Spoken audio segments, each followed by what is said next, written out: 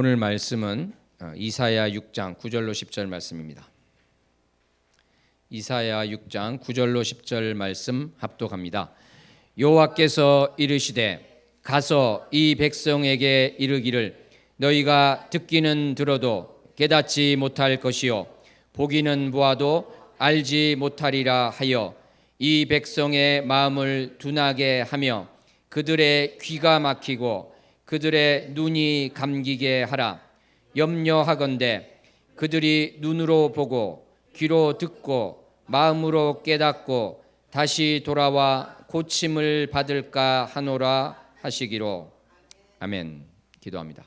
하나님 아버지, 오늘 말씀 가운데 주님을 더욱 깊이 알아가게 하여 주시고 주님을 참으로 주님 되는 분으로서 섬기며 인정하는 우리 모두가 되게 하여 주시옵소서. 주의 종의 입술을 주장하시어 참으로 성령님께서 인도하시는 가운데 전하며 우리 모두가 주님의 영광을 위하여 듣고 또 고백하는 시간 되게 하여 주시옵소서. 예수님 이름으로 기도하옵나이다. 아멘. 사랑하는 성도 여러분, 오늘은 지난 시간에 보았던 이사야 6장 말씀 가운데 9절로 10절 말씀을 좀 더 자세히 보도록 하겠습니다. 이 말씀을 보시면 이스라엘 백성이 깨닫고 다시 돌아오는 것을 하나님께서 기대하시는 것이 아니라 오히려 그것을 우려하고 반대하는 하나님의 말씀임을 알게 됩니다. 일견 이해하기 쉽지 않아서 살펴보지 않거나 대충 넘어갈 수도 있는 그러한 말씀입니다. 하지만 우리는 이 말씀으로부터 우리는 하나님에 대해서 얼마나 많은 오해를 하고 있는가, 얼마나 많은 착각을 하고 있는가, 이러한 것이 있다면 그것을 교정받을 수 있을 것입니다. 나아가서 내가 가진 구원론이 혹시 잘못된 것이 있다면 그것이 무엇인가 생각해 볼 수 있는 기회가 될 수 있을 것입니다. 이러한 기대를 가지고 다 같이 말씀 속으로 들어가 보면 좋겠습니다. 오늘 9절을 한번 보시기 바랍니다. 이 말씀을 보면은 이스라엘 백성이 하나님의 말씀을 듣고 어떤 태도와 자세를 보일 것인가에 대해서 하나님께서 선지자 이사야에게 하신 말씀이 나오고 있습니다. 이스라엘 백성이 하나님의 말씀이 선포되는 것을 듣고 보아도 깨닫지 못하고 알지 못할 것이라는 말씀이 나오고 있습니다. 귀가 막히고 눈이 가리어져서 듣지 못하고 볼 수 없는 청각, 시각 장애인들은 물리적으로 볼 수 없습니다만 하나님께서 선지자 이사야에게 하신 말씀은 이스라엘 백성이 이처럼 귀가 막히고 눈이 감기는 장애인이 된다는 것은 아니었습니다. 9절에서 거론되는 이스라엘 백성은 시청각 장애인과 달리 들을 수 있고 또 볼 수 있는 것이었습니다. 너희가 듣기는으로 되는 이사야 6장 9절 하반절을 합독합니다. 너희가 듣기는 들어도 깨닫지 못할 것이요 보기는 보아도 알지 못하리라 하여. 이게 잡으려고 하는데 안 되겠네요. 자, 여기서 보시면 듣기는 들어도 이렇게 되어 있습니다. 듣기는 들어도, 여기에 이제 이 말을 원문으로 보면은 들어라 하는 명령형이 나오고요. 뒤이어서 동사 원형에 해당되는 부정사가 나오고 있습니다. 그러니까 영어로 하면은 listen, 그 다음에 to listen 이렇게 돼 있죠.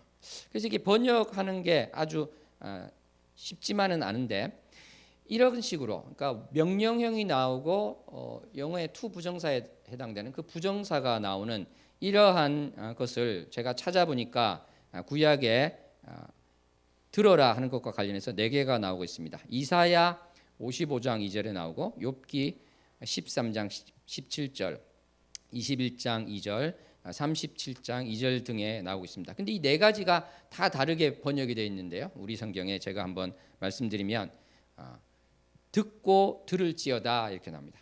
그다음에 욥기에 가면은 분명히 들으라. 욥기 21장은 자세히 들으라. 37장은 똑똑히 들으라 이렇게 나오고 있습니다. 그것을 우리 지금 이사야에서는 듣기는 들어도 이렇게 옮기고 있는 것이죠. 그러니까 본문 말씀은 무슨 말씀이 되는 것입니까? 듣고 들어보아라. 열심히 들어봐라. 자세히 들어봐라. 똑똑히 들어보아라. 그런데 그렇게 열심히 들어도 어떻다는 것입니까? 그래도 깨닫지 못할 것이다, 이렇게 말씀을 하고 있는 것입니다. 보는 것에 대해서도 마찬가지입니다. 열심히 부지런히 보아도 그것을 알 수 없다, 깨닫지 못한다고 말씀을 하고 계신 것입니다. 차라리 시청각 장애인이었다면 자신의 장애를 인정하고, 주님, 저는 듣지 못합니다, 저는 보지 못합니다, 하나님의 도우심으로 듣고자 합니다, 하나님의 도우심으로 보고자 합니다, 이렇게 고백할 수 있었을 텐데, 그게 아니라 스스로 들을 수 있고 스스로 볼 수 있다고 하면서 오히려 깨닫지 못하고 알지 못하는 처지가 되어버렸다는 것입니다. 예수님께서는 요한복음 9장에서 바리새인을 향해서 이렇게 말씀하십니다. 너희가 맹인이 되었더라면 죄가 없으려니와, 너희가 눈이 정말로 육체적으로 감겨서 볼 수 없었으면 죄가 없었을 텐데, 본다고 하니 죄가 그대로 있느니라, 이렇게 말씀하셨습니다. 그래서 보는 자들은 맹인이 되게 하려 함이라, 이 말씀을 하고 계신 것입니다. 사랑하는 성도 여러분, 우리가 10절을 또 보면은요, 어떤 말씀을 하나님께서 하고 계십니까? 선지자 이사야가 해야 될 책무가 있는데, 그것이 바로 마음을 둔하게 하라는 것입니다. 마음을 둔하게 하라. 이것을 원어대로 옮긴다면은 마음에 기름기가 흐르게 하라. 마음이 이렇게 피둥피둥 살찌게 하라는 것입니다. 그러니까 둔하게 돼서 주님의 것을 알 수 없는 상태가 되게 하라는 것이죠. 또 백성의 귀가 어떻게 되어 있습니까? 귀가 열리게 하라는 것이 아니라 귀가 막히게 하고, 눈을 뜨게 하는 것이 아니라 감기게 하라고 이야기를 하고 계십니다. 귀가 막히고, 이것은 마치 귀에 이제 솜 같은 것으로 막 넣어가지고요, 무겁고 둔하게 된 것처럼 그렇게 하라고 하시는 것이죠. 그 다음에 눈이 감기게라고 하는 것은 눈에 마치 풀 있죠. 풀, 쌀을 막 끓여가지고 된 그런 풀 같은 것으로 눈을 덕지덕지 발라서 가려버리라는 것입니다. 사랑하는 성도 여러분, 하나님께서 사실은 마음을 열게 하고 귀를 열게 하고 눈을 열게 뜨게 하라고 하셔야 될 건데, 정반대, 우리가 생각하는 정반대의 말씀을 하고 계신 것이죠. 그 다음에 이어지는 구절은 더 충격적인 말씀입니다. 10절 하반절, 염려하건대부터 합독해 보겠습니다. 염려하건대 그들은 눈으로 보고 귀로 듣고 마음으로 깨닫고 다시 돌아와 고침을 받을까 하노라 하시기로. 이 백성이 어떻다는 것입니까? 눈으로 보고 귀로 듣고 마음으로 깨닫고 돌아와서 고침 받은 것을, 이 전체를 염려하신다는 것입니다. 그것을 원하지 않는다는 것이죠. 그것은 하나님께서 일어나기를 원하지 않는 것이라는 말씀인 것입니다. 너무나 충격적인 말씀이 아닙니까? 우리가 아는 하나님은 어떤 하나님입니까? 사랑의 하나님이십니다. 악인과 선인에게 비와 해를 함께 내리시는 하나님이십니다. 에스겔 33장 11절 말씀에 있는 것처럼 악인이 죽는 것을 기뻐하지 아니하시고 악인이 그 길에서 돌이켜 사는 것을 기뻐하는 분이 하나님이십니다. 베드로후서 3장 9절에 있는 것처럼 아무도 멸망치 않고 다 회개하기에 이르기를 원하는 분이 바로 하나님이십니다. 그런데 어찌해서 이 9절에서는, 그리고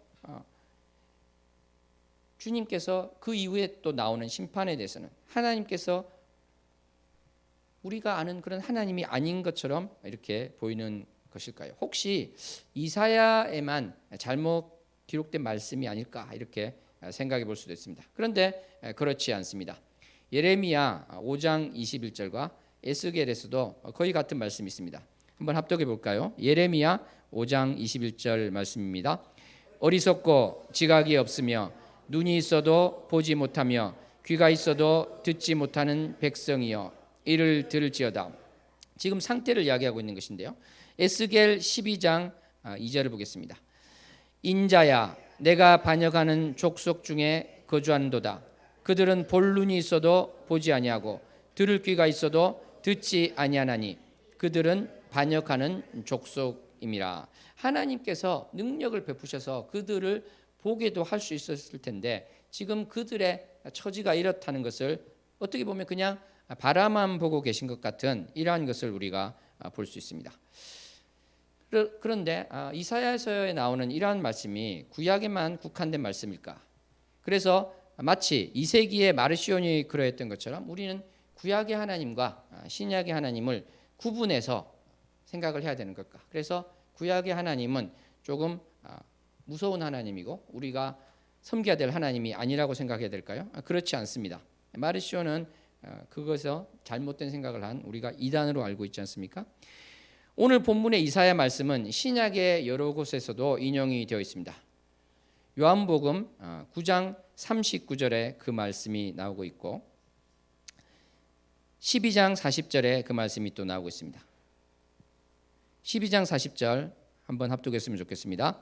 그들의 눈을 멀게 하시고 그들의 마음을 완고하게 하셨으니 이는 그들로 하여금 눈으로 보고 마음으로 깨닫고 돌이켜 내게 고침을 받지 못하게 하려 함이라 하였음이더라.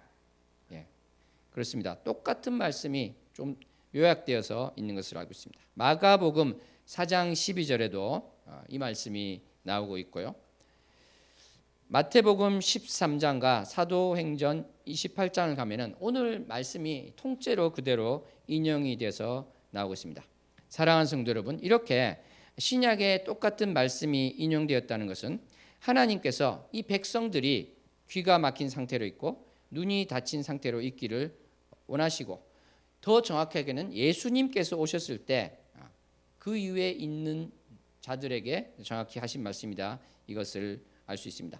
사도행전 28장을 가보면 바로 이 사도 바울이 이사야 오늘 본문 말씀을 인용해서 했던 그 대상이 완고한 유대인임을 알 수가 있습니다. 28장 16절로 17절에 가면은 바로 로마에 들어가서 그 유대인 중 높은 사람들을 청했다는 것이 나오고 있습니다. 그래서 28장 23절에 가면은 예수님에 대해서 고나했는데요. 그 말을 믿는 사람도 있었지만 믿지 않은 사람이 있었다고 하고 있습니다. 그래서 서로 맞지 아니하였다.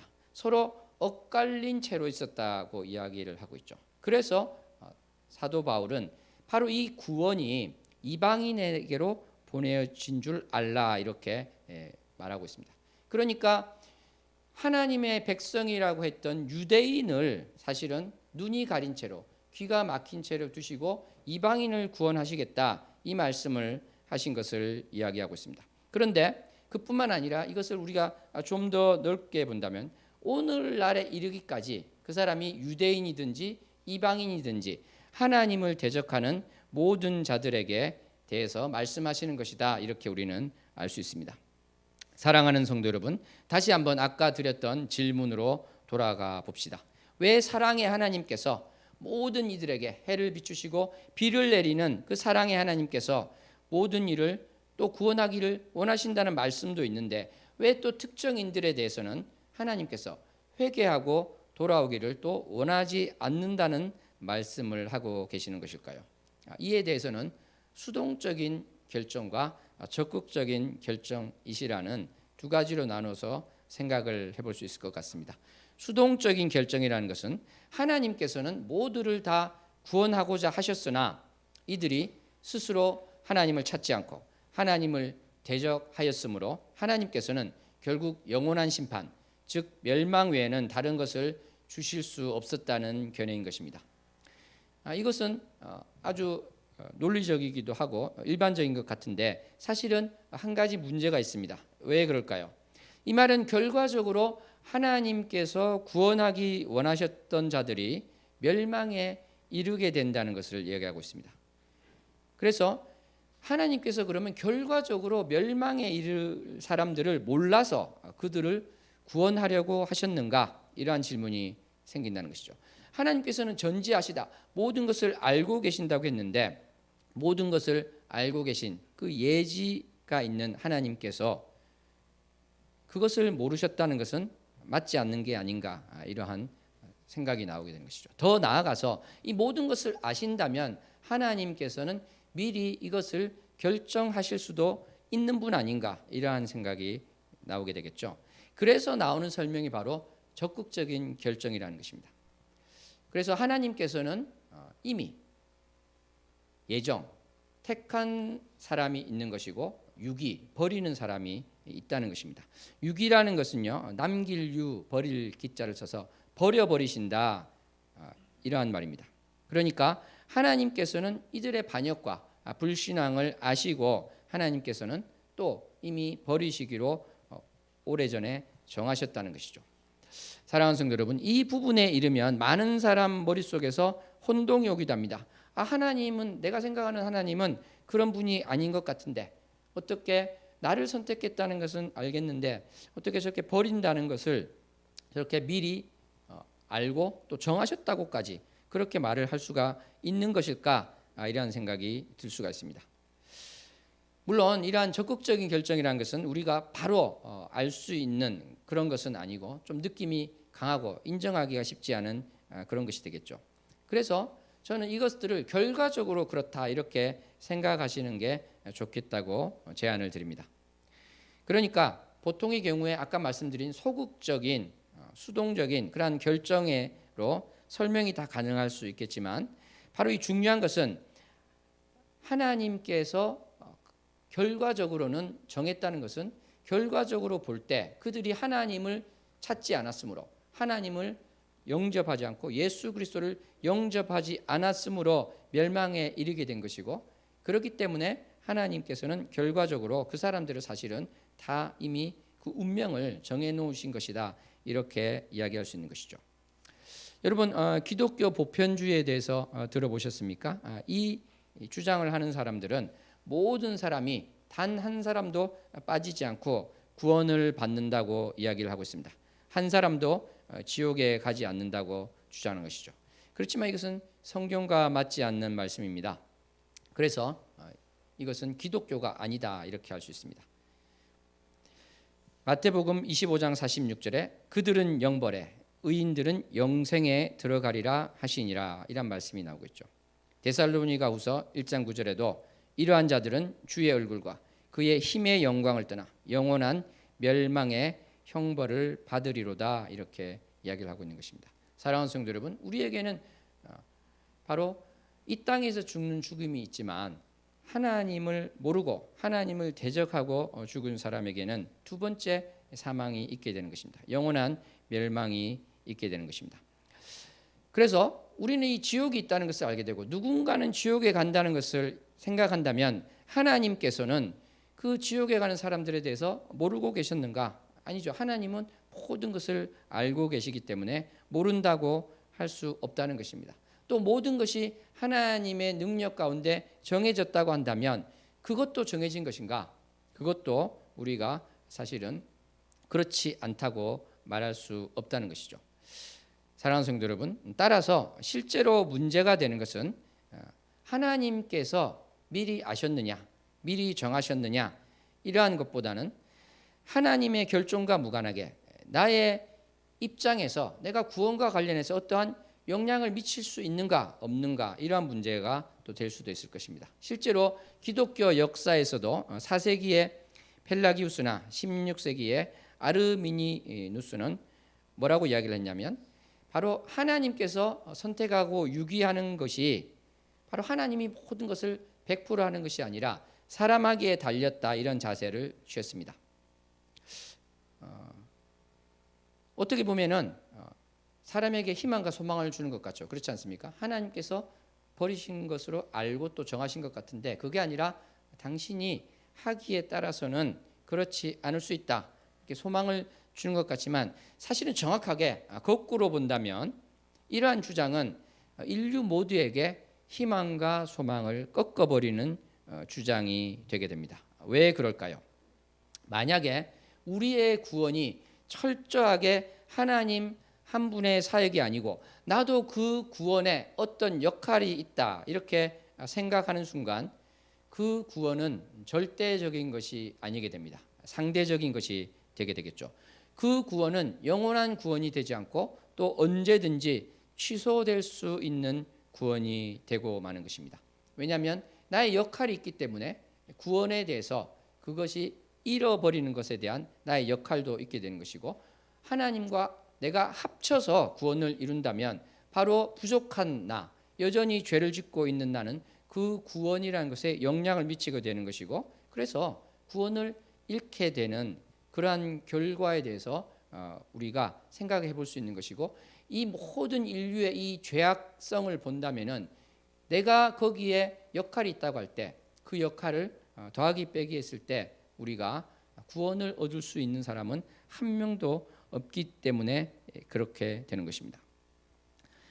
내가 그 역할이 있다 이렇게 말하는 순간 우리는 종교개혁 이전에 많은 사람들이 구원을 잃을까 봐, 또 구원받지 못한 자일까 봐 전전긍긍해서 불안해하고 교회에서 하는 모든 것에 복종하고 두려운 마음으로 교회에서 하는 고해성사라든지 여러 성례에 하나라도 빠지면 구원을 잃는다, 이러한 두려움 가운데서 살아가는 그러한 절처를 또 다시 밟게 될 수가 있다는 것입니다.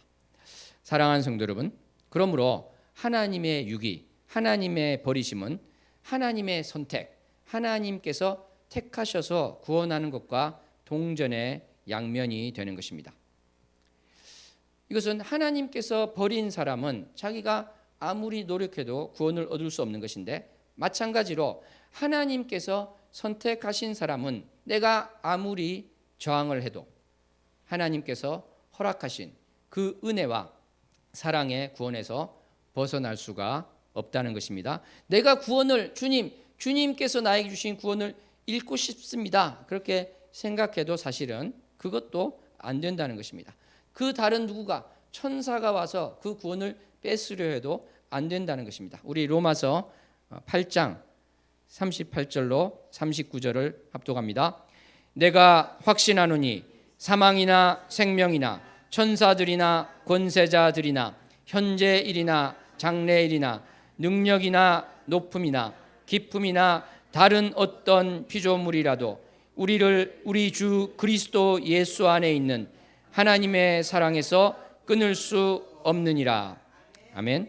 우리 요한복음 10장 28절로 29절 말씀도 합독합니다. 내가 그들에게 영생을 주노니 영원히 멸망하지 아니할 것이요 또 그들을 내 손에서 빼앗을 자가 없느니라. 그들을 주신 내 아버지는 만물보다 크심에 아무도 아버지 손에서 빼앗을 수 없느니라. 아멘. 사랑하는 성도 여러분, 그러므로 하나님께서 한 번 주신 그 구원을 의심해서 뭔가를 해야지만 내가 그 구원을 유지할 수 있고 잃지 않는다, 이렇게 생각한다면 이것은 참으로 잘못된 생각이다, 이렇게 할 수 있습니다. 우리가 지금 많은 이단들이 나오는데 그 이단의 가장 공통적인 측면은 또 어떤 것이 되겠습니까? 그 교회라고도 할 수 없는 그 집단에서 이야기하는 이것을 너가 행하지 않으면 구원을 잃는다, 너가 이것을 행하지 않으면 구원을 받을 수 없다, 이렇게 말하는 것 아니겠습니까? 이것은 구원론에 대해서 아주 잘못된 것을 가지고 있어서 그런 두려움 가운데 잘못 끌려가고 있다는 것입니다. 사랑하는 성도 여러분, 그런데 우리가 한번 생각해 보아야 될 것은, 만약에 하나님께서 이렇게 그것을 결정하시고 붙들어 주신다면, 그렇다면 하나님께서 누구를 버리시고 누구를 선택하시는가 하는 질문이 되겠습니다. 우리 인간의 기준에서 도덕적인 사람일까요? 인간의 기준에서 훌륭한 사람일까요? 어떠한 사람을 하나님은 택하시고 어떠한 사람을 버리실까요? 이에 대한 대답은 모른다입니다. 그 기준은 또 무엇일까요? 거기에 대해서도 우리는 모른다입니다. 이에 대해서 성경에는 에서와 야곱에 대한 말씀입니다. 하나님께서는 로마서 9장에 보시면 에서와 야곱이 나지 않고 이들이 무슨 선이나 악을 행하지 아니한 때에도 하나님께서 이미 선택하셨다는 것을 이야기하고 계십니다. 하나님께서 야곱은 사랑하시고 에서는 미워하셨다고 하셨습니다. 물론 우리는 성경에서 야곱이 어떠한 행위를 하였고 에서가 어떠한 행동을 하였는 것을 알고 있기 때문에 하나님께서 그 행위를 미리 아시고 그렇게 하셨나 생각할 수 있습니다만, 분명한 것은 로마서 9장 11절에 있는 것처럼 행위로 말미암은 것이 아니다, 어떠한 행위에 따라서 하나님이 정한 것이 아니다고 하는 것입니다. 그러므로 그렇기 때문에 우리는 하나님의 선택 기준, 하나님이 왜 선택하셨을까? 여기 대해서는 사실은 모른다고밖에 말할 수 없는 것입니다. 우리가 이제 우스갯소리로 그런 이야기 하는 거 많이 들어보셨죠? 우스갯소리입니다만 이제 천국에 가보니까 천국에 올 것 같지 않은 사람이 와 있고 꼭 천국에 올 것 같은 사람이 없다, 이런 이야기를 합니다. 이러한 조크는 물론 이제 웃자고 하는 말이긴 합니다만 일말의 진리가 있다고 저는 생각합니다. 왜냐하면은 선택과 구원이라는 것은 바로 나의 기준으로 내가 생각하는 그것으로 하는 것이 아니라는 것입니다. 하나님으로부터 말미암는 것입니다. 하나님의 기준에 따른 것입니다. 내가 생각하는 기준, 내가 판단하는 것에 근거할 수는 없다는 것입니다. 그렇지 않습니까? 그래도 사람의 기준이 상당히 중요할 것 같은데요. 이렇게 생각된다면 이것을 한번 생각해 보았으면 좋겠습니다. 어떤 사람이 음주운전을 해가지고요, 아이 업은 어머니를 쳤습니다. 그리고 바로 그 이후로 경찰에 신고했으면 아이라도 살릴 수 있었을 텐데 이 사람은 뺑소니를 쳐서 두 모자가 죽고 말았습니다. 그런데 또 하필이면 그 CCTV가 고장이 나서요, 그 사람은 잡히지도 않았어요. 이 사람은 가정에서는 다정한 남편이었고 아이들에게는 자상한 아버지였고 직장에서는 성실한 사람이었습니다. 너무나 사람이 착하다고 판단해서 누구나 안 믿는 사람도 저 사람은 저 세상에서도 좋은 곳으로 갈 거야, 이렇게 말했습니다. 이 사람은 경찰에 체포되지도 않았고요, 그 뺑소니 차 주인인지도 아무도 모르고 있었죠. 그런데 하나님께서 이 사람을 택하지 않았다 그러면 사람의 눈으로 볼 때는 어떻게 저런 사람을 택하지 않으셨는가 할 수 있겠지만 바로 이 사람이 무슨 짓을 하는 것을 아는 사람 입장에서는 어떻습니까? 하나님이 하신 것을 우리가 항변할 수가 없구나, 이렇게 생각할 수 있을 것입니다. 그러겠죠. 또 이런 애는 어떨까요? 어떤 부잣집에 한 아들이 있었습니다. 이 사람은 극진한 효자였습니다. 항상 부모님 말씀에 순종하고 늘 안마해드리고 선물을 사드리고 눕혀드리고 일으켜드리는 자였습니다. 누구나 효자라고 이야기했는데 사실은 이 사람의 마음은 어떤 것이었냐면 하루라도 부모님이 빨리 돌아가시기를 바라는 마음이 있었습니다. 계속 그것을 원했던 사람이, 왜냐하면 그 부모님의 재산을 빨리 상속받고자 하는 마음이 있었다는 것이죠. 사람의 눈에는 이것을 알 수가 없습니다. 그런데 누구나 알고 계십니까? 하나님께서는 알고 계십니다. 하나님께서 그런 자를 선택하지 않으셨다고 우리가 따질 수 없는 것입니다. 더 중요한 것은 이것도 사실은 이러한 예도 어떻습니까? 사실은 인간적인 기준에서 말씀드린 것이죠. 따지고 보면 그렇지 않습니까? 그런데 참으로 하나님의 기준을 우리가 알 수 없는 것입니다. 하나님의 그 마음을 우리가 알 수 없는 것입니다. 그렇지 않는다면 내가 모든 것을 이해할 수 있고 하나님이 하신 모든 것을 내가 똑같이 판단할 수 있다면 그것은 문제가 될 수 있겠죠. 사랑하는 성도 여러분, 우리가 참으로 하나님이 하나님이십니다. 하나님은 창조주시고 만왕의 왕이십니다. 이러한 고백을 한다면 우리는 다음과 같은 문제 앞에서 나의 태도를 결정해야 할 것입니다. 과연 나는 하나님께서 하시는 일에 내가 도저히 이해할 수도 없고 알 수도 없는 그러한 부분이 있다는 것을 인정할 것인가 말 것인가, 이러한 문제가 있습니다. 그리고 내가 도저히 동의가 되지 않고 이해가 되지 않는 그러한 하나님의 어떤 결정에 나는 그것을 반대할 것인가 말 것인가 하는 문제입니다. 이러한 문제가 너무나 중요한 것은 왜 그렇겠습니까? 만약 내가 하나님께서 어떤 기준으로 사람들을 택하고 버리시는지를 하나하나 다 알 수 있다, 이렇게 주장한다면 내가 바로 하나님이라고 주장하는 꼴이 아니겠습니까? 내가 알 수도 없고 이해할 수도 없는 하나님의 기준이 있고 하나님의 선택이 있다, 이것을 인정하지 않는다면 이것은 내가 스스로 하나님처럼 되어서 재판관 자리에 앉고자 하는 그 교만이 있다고 말할 수 있지 않겠습니까? 사랑하는 성도 여러분, 오늘 본문 말씀은 상당히 어렵고 또 거슬리기도 하고 또 도저히 동의가 안 될 수도 있습니다.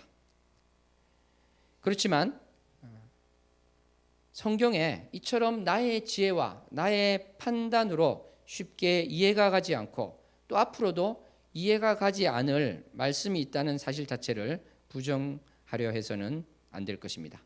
성경이 하나님 말씀이라면 내가 나의 이성으로 이해할 수 없는 부분이 분명히 있을 것입니다.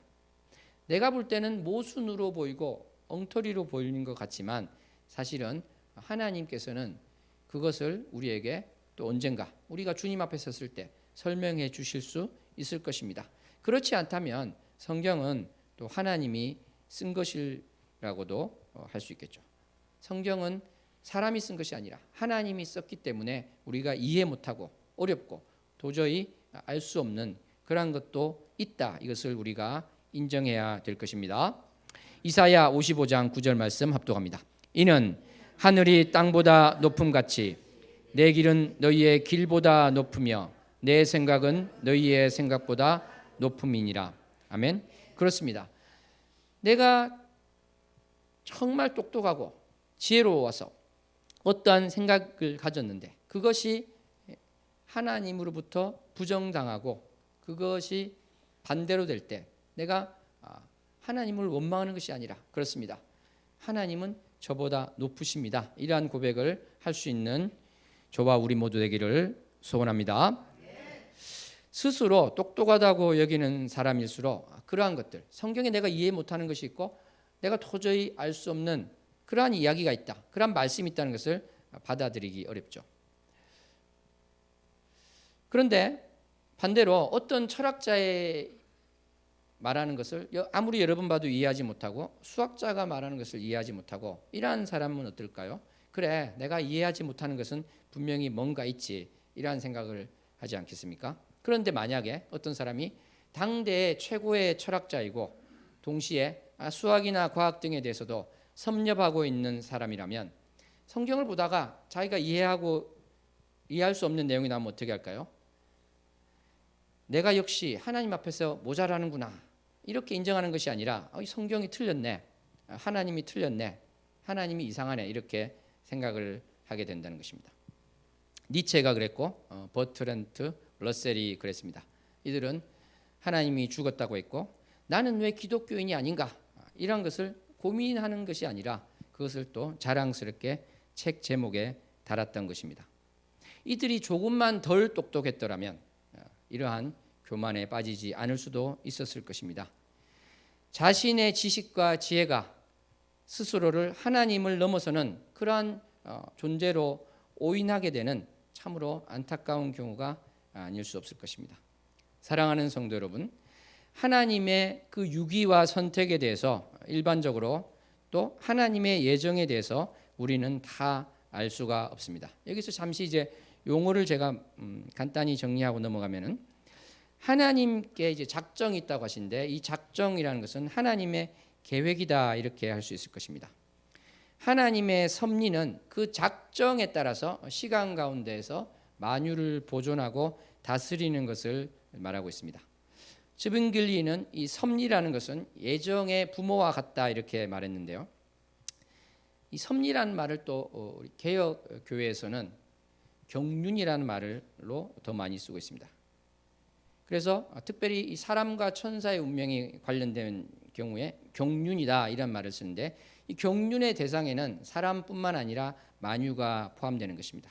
그런데 특별히 우리 사람과 관련돼서 우리는 그것을 바로 예정이라고 이제 이야기를 하는 것이죠. 그리고 버려지는 것을 유기다, 이렇게 말하고 있습니다.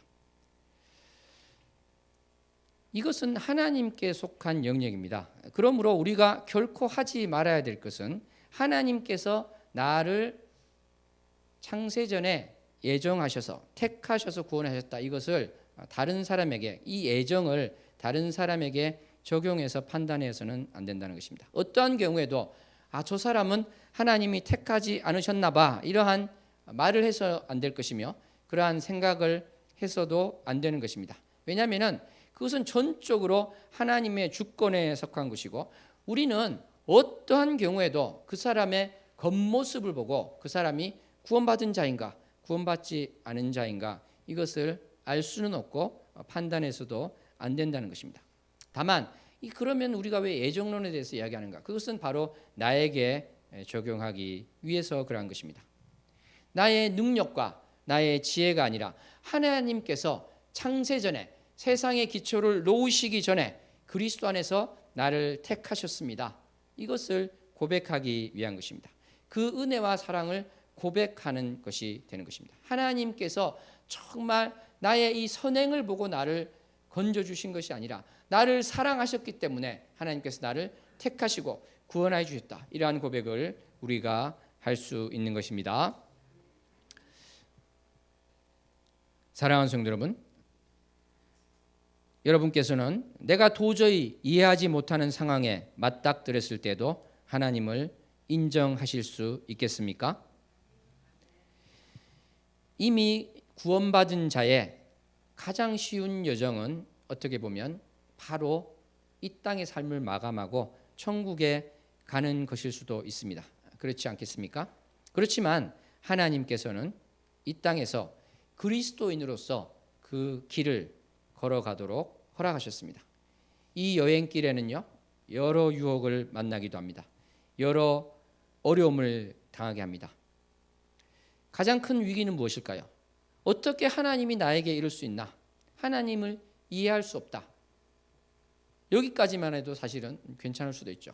그런데 결국은 어떻게 되는 것이 가장 문제겠습니까? 하나님은 계시지 않아, 이렇게 되게 되는 것이겠죠. 어떤 점에서는 오늘 본문의 말씀 같은 경우에도 우리 각인에게 그러한 테스트를 하고 계신지도 모릅니다. 사랑하는 성도 여러분, 아까 우리가 하나님께 속한 것이고 우리는 알 수도 없고, 그래서 이 말씀을 참으로 나는 이해 못하지만 하나님 말씀으로 고백합니다, 이렇게 하자고 말씀드렸는데, 그렇다고 해서 오해는 말으시기 바랍니다. 그러니까 이 성경에 대해서 무조건 어떤 질문이 있을 때 그냥 믿어, 뭘 그렇게 따져, 이런 식으로 태도를 가지라는 것은 아닙니다. 성경에 대한 아주 어려운 주제에 대해서도 이미 많은 대답이 있습니다. 당대 가장 똑똑하다고 하는 철학자가 질문을 던지고 공격을 하고 하더라도 이 신학계에서는 이에 대해서 일일이 다 대답해 줄 수 있는 구체적이고 논리정연한 설명과 대답이 있습니다. 어떠한 논리학자나 어떠한 역사학자와 대답해도 그들의 지식과 지혜를 뛰어넘는 기독교의 대답이 다 있는 것입니다. 과학도 그러한 것이고 어떠한 인생 문제에 대한 그 모든 것에 대한 답이 있는 것입니다. 우리가 이 성경 구절에 어려워서 모를 수 있는 것이 있지만 그것을 우리가 무턱대고 이해도 못하고 글자 그대로 외우고 믿는, 이것을 제가 말하는 것이 아니라 바로 하나하나 따져서 주님께서 주신 그 깊은 의미를 우리는 알아갈 수 있는 것이 너무나 많은 것입니다. 다만 그러한 와중에서도 우리의 지혜와 우리의 판단 능력으로 이해할 수 없고 이해하기 힘든 부분이 분명히 있다는 것은 또 인정해야 되고, 그 중에 하나가 바로 오늘의 본문일 수 있다, 이러한 말씀을 드리는 것입니다. 사랑하는 성도 여러분, 그래서 이와 관련해서 반드시 우리가 짚고 넘어가는 것은 무엇이겠습니까? 크고 위대하신 하나님의 그 모든 것을 이해하지 못했다고 해서 우리가 좌절할 필요가 없을 것입니다. 어떤 점에서는 자연스러울 수 있고 우리가 또 받아들일 수 있는 부분이다, 이렇게 말씀할 수 있을 것입니다. 사실 우리는 하나님, 저는 정말 오늘 말씀 같은 거 도저히 이해가 되지 않고 받아들이기도 쉽지 않습니다 하고 이야기할 수 있지만, 정확하게 우리가 또 정직하게 우리를 바라본다면요, 우리가 이러한 질문을 드리는 것, 이것은 바로 유기에 대한, 버리는 부분에 대한 것이 아니라 선택에 대한 것이라고 할 수 있습니다. 그 전에 이제 이것도 생각할 수 있겠죠. 어떻게 저런 사람을 하나님께서 사람을 버린다고 할 수 있습니까? 이렇게 따지고자 하는 마음이 든다면 먼저 이 생각을 해야 되겠죠. 과연 나는 하나님께서 버린다고 하는 그 사람들에 대해서 진정으로 마음 아파했는가? 여기에 대한 질문이 있을 것이고, 아까 말씀드린 그 부분으로 온다면요, 우리가 하나님께 도저히 이해가 가지 않습니다, 이렇게 말씀드릴 주제는 바로 이것이라고 생각합니다. 과연 내가 구원받을 자격이 있습니까? 어찌하여 나 같은 사람을 선택하셨습니까? 버려도 마땅한 나를 유기하지 않으시고 선택하신 하나님, 저는 도저히 이해할 수도 없고 받아들이기가 쉽지 않습니다. 이렇게 고백해야 할 것입니다. 그렇지 않습니까? 정말 이해가 안 가는 것은 어떻게 하나님께서 사람을 버리시는가가 아니라 어떻게 나 같은 사람을 택하셨는가, 어떻게 나 같은 사람을 건지시고 구원하셨는가, 그리고 그 구원이 영원히 이어진다고 하나님께서 확실하게 말씀해 주시는가, 이것이 바로 우리가 사실은 이해가 가지 않습니다. 이렇게 하나님께 말씀드려야 되는 것이라고 생각합니다. 사랑하는 성도 여러분, 하나님께서 유기하기로 한 사람은 유기하는 것처럼 선택한 사람은 반드시 구원하십니다. 독생자를 보내어 죽이기까지 해서라도 하나님께서 택한 자를 구원하시는 것입니다.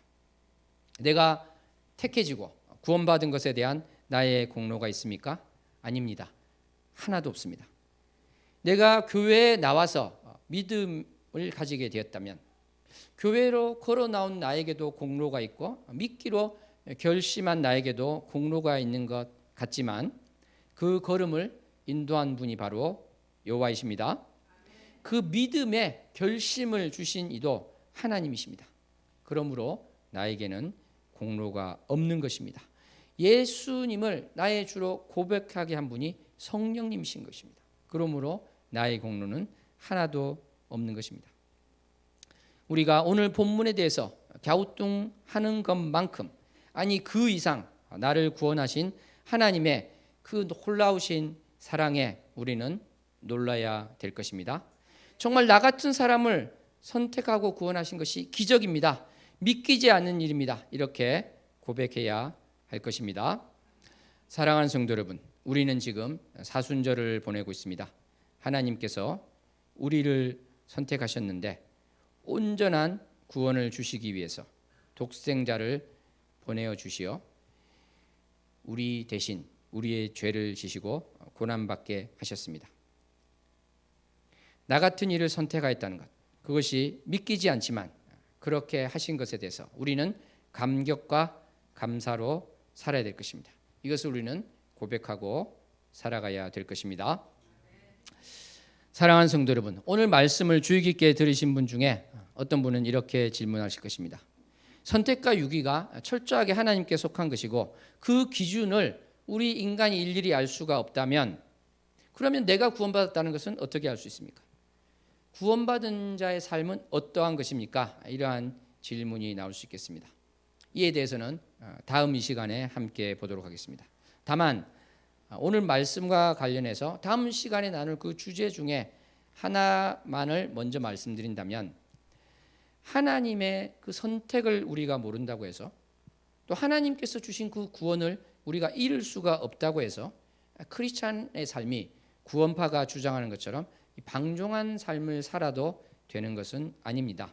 다음 시간에 좀 더 자세히 말씀드리겠지만 그런 방종한 삶은 선택받고 구원받은 자로서 살아서는 안 되는 삶이라 이렇게 말할 수도 있겠습니다만, 좀 더 정확하게 말하면 선택받지 않고 구원받지 않았기에 방종한 삶을 아무런 생각도 없이 살고 있는 것이라고 할 수 있는 것입니다. 마치 양심에 화인 맞은 자처럼 그러한 방종한 삶이 어떠한 문제도 없다고 생각하고 살게 되는 것, 그것은 구원받지 않은 증거가 되는 것입니다.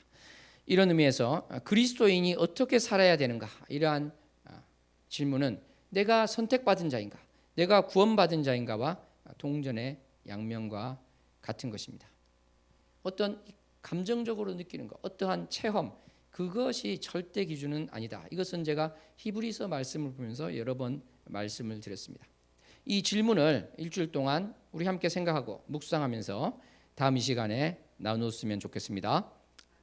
말씀을 맺겠습니다. 참으로 이해하기 쉽지 않은 오늘 이사야 6장 9절로 10절 말씀 가운데 하나님께서는 선택도 하시고 유기도 하시는 분이시라는 엄연한 사실을 우리는 고백해야 할 것입니다. 내가 이해하지 못해도 나의 지식을 넘어서도 주님은 주님이십니다. 하나님은 여전히 하나님이십니다. 나 같은 자를 버리지 않고 선택하시고 구원해 주신 은혜와 사랑에 감사합니다. 고백하는 우리 모두가 되었으면 좋겠습니다. 기도하겠습니다. 하나님 아버지, 오늘 말씀 가운데 사람의 눈으로, 인간의 눈으로 이해가 가지 않을지라도 하나님께서 택하는 분이심을 고백합니다. 하나님께서 이 모든 것 가운데 주관자 되시고 하나님 되심을 고백하는 우리 모두가 되게 하여 주시옵소서. 나의 공로가 아니라 주님께서 십자가의 공로로 우리를 구원하셨음을 고백합니다. 하나님께서 나를 사랑하시어 참으로 나의 죄 문제를 해결하시려고 독생자를 보내시어 나의 죄를 지시고 그 참혹한 고통을 당하시고 고난을 당하시고 십자가에서 죽으셨음을, 또 부활하셔서 새 생명이 무엇인지를 보여주시고 허락하여 주셨음을 고백하는 우리 모두가 되게 하여 주시옵소서. 예수님 이름으로 기도하옵나이다. 아멘. 사랑하는 성도 여러분, 오늘 우리가 찬양을 드릴 때 정말 진정으로 내 안에 황무함이 주님의 것으로 다시 채워지게 해 주시옵소서. 내 안에 무너진 기초를 다시 쌓게 해 주시고, 정말 내가 부흥에 대해서 겉으로 막 뜨거운 그것만이 아니라 나로부터 시작되는, 나로부터 그 기초가 다시 쌓여서 진정한 구원이 무엇이며 하나님께서 예정하신 것이 무엇이며 하나님의 사랑이 무엇인지를 아는 자 되게 하여 주시옵소서. 겉으로 뜨거운 것만을 보는 것이 아니라 나의 내면 가운데 진정으로 하나님의 주권을 인정하고 있는지, 주님의 왕되심을 인정하고 있는지, 나는 죽고 주님이 사는 그러한 부흥이 되게 하여 주시옵소서. 간절한 고백을 하는 찬양이 되기 원합니다.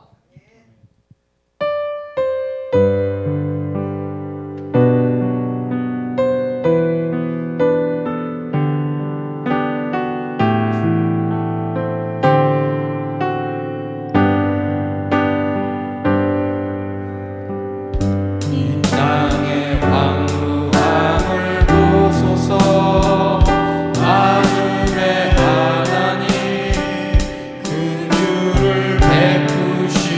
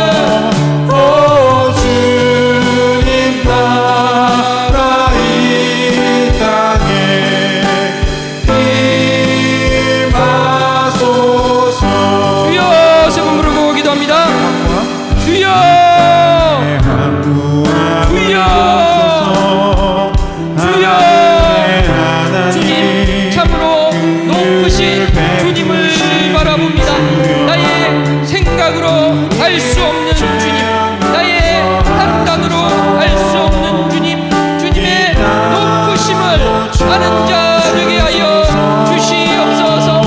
참으로 주님께서 모든 것의 창조주가 되시며 주관자가 되시고 버리기도 하시고 택하기도 하시는 분이심을 고백하는 자 되게 하여 주시옵소서. 주님께서 모두를 구원하실지라도 나의 마음이 완악하여서 주님 앞에 다가가지 못함을 아시고 또 그러한 자가 버려질 것을 말씀하고 계십니다. 주님께서 나를 사랑하셔서 내가 참으로 멸망할 수밖에 없는 자인데도 나를 불쌍히 여기시어 건져주신 은혜에 감사를 드립니다. 나를 사랑하시어 독생자를 보내어주신 주님, 나를 사랑하시어 십자가를 지신 우리 주 예수 그리스도를 바라보게 하여 주시옵소서. 주님, 참으로 감격한 삶을 살게 해주시고 감사한 삶을 살게 해주시고 구원의 확신을 가지고 살게 해주시고 하나님의 영광을 위하여 사는 자 되게 해주시옵소서. 주님께 영광 돌리는 삶이 되게 해주시고 주님을 위하여 살게 해주시고 주님의 이름을 높이게 하여 사는 자 되게 하여 주시옵소서. 참으로 어두운 이 세상 가운데 빛으로 오신 주님의 빛이 나를 비추세 주님의 빛 가운데 나가는 자 되게 해주시고 주님께서 불쌍히 여기시어 이 자리에 불러주시고 주님 가운데 이끌어 주시는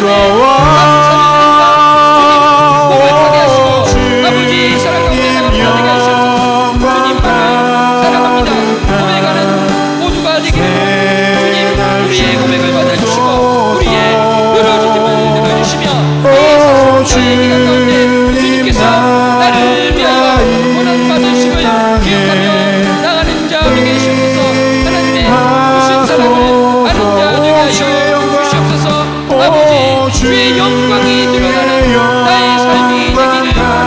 참으로 주님께 나를 주님께 하시고 나의 옛사람을 십자가에 못 박게 해주시고 내가 참으로 생명의 길을 가는 자 되게 하시고 사랑의 길을 택하지 않는 자 되게 하시며 주님께서 원하시는 길을 택하는 자 되게 하여 주시옵소서. 하나님 아버지 감사합니다.